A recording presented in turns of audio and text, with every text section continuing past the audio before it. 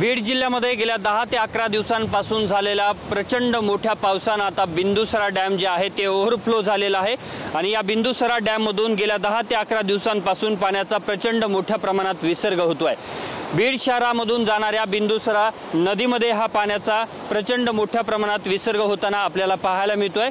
September महिन्यामध्ये या काळापर्यंत पहिल्यांदाच या बिंदुसरा डॅम मध्ये इतक्या मोठ्या प्रमाणात पाणी साठलेलं आहे। मात्र गेल्या 10 ते 11 दिवसांपासून होत असलेल्या अतिवृष्टीने आणि प्रचंड मोठ्या पावसाने या संपूर्ण परिसराची तहान भागली आहे। मात्र दुसऱ्या बाजूला शेतकऱ्यांच्या डोळ्यात अश्रू आहेत।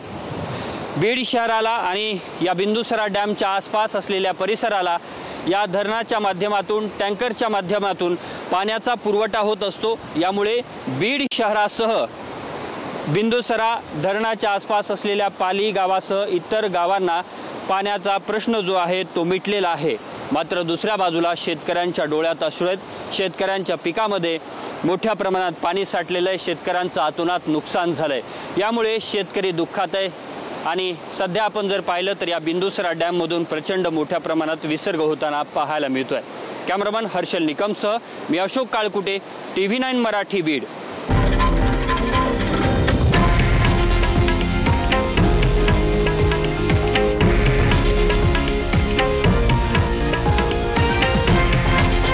हे आहे देशातील नंबर 1 न्यूज नेटवर्क आणि आपण पाहत आहात TV9 मराठी, एकमेव।